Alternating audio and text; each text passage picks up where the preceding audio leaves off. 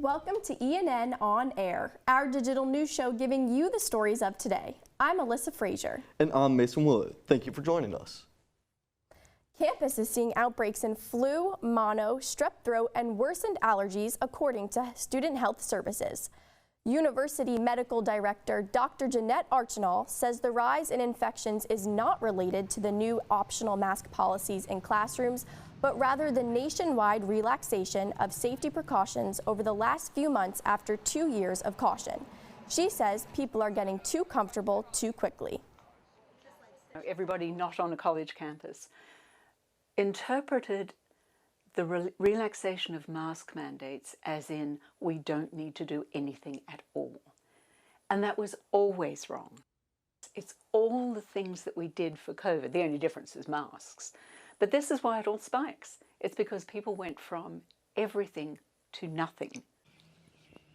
Elon sophomore Adger Lewis tested positive for the flu.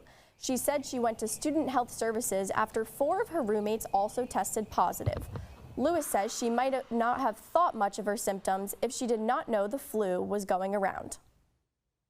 I feel like, honestly, a lot of people might not even know that the flu is going around unless someone has been affected by it, because I didn't know that it was going around until about 2 or 3 weeks ago when other people were testing positive for it. Dr. Archinall says the spike in illnesses and infections is not specific to the Elon community, but is nationwide. The Boys and Girls Club of Alamance County and Andrews Elementary got a head start on Easter weekend festivities with games, face painting, and an Easter egg hunt right here on Elon's campus. President Book's Deputy Chief of Staff, Carrie Taylor, has been planning the event since February. Taylor says the event was created when President Book took office and has since become a tradition. Community is important, and it's a big, it's important to me, and it's also important to the president. And we love children. I think it's really nice to have kids on campus. Freshman Lily Hill is a part of the Education Ambassador group on campus and volunteered at the event. She says it reaffirmed her passion for children. This was so happy leaving because it was just so fun to see them so excited, and it really reiterated the fact that I do want to be a teacher.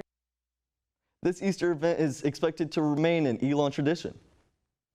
One tradition that is changing is the way students sign up for winter term study abroad programs. The Global Education Center is doing away with a formal application and is now allowing students to simply sign up when registering for classes. In a statement to ENN, GEC spokeswoman Shayna Van Beek says the change makes the process easier for students. Rising senior Braden Simmons is going to Disney World rather than his top choices, New Zealand or Barbados. Those were already full by his registration time. Because he works in admissions, Simmons talks about study abroad opportunities often, but now he says he's even more disappointed.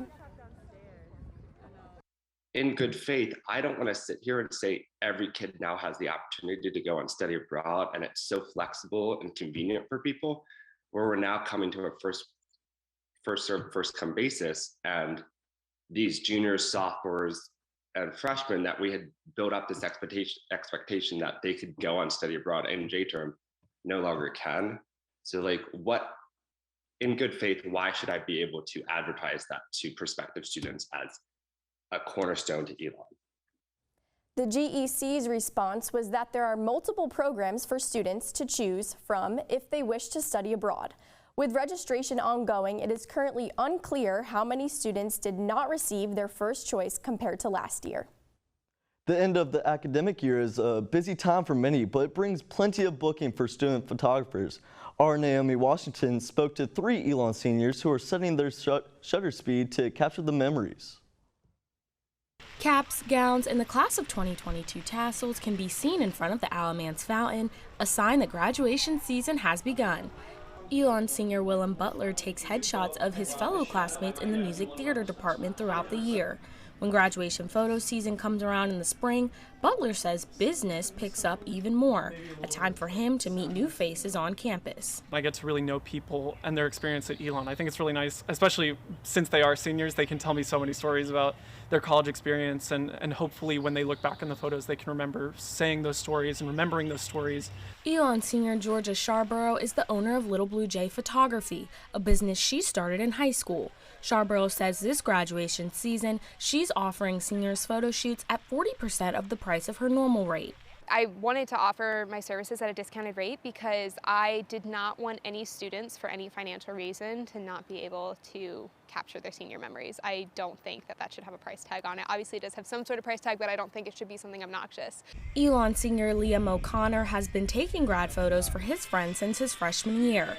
But now that he's a senior himself, he wants to take a step back from taking grad photos so often to enjoy his final moments at Elon. I'm at this moment where I am getting everyone like text bombarding like, hey Liam, are you overbooked at this moment? Like, actually, I'm not. But I remember when I revised my prices this year, I really didn't want to be overwhelmed with the amount of people I was, shooting for, because I did want to enjoy my senior spring.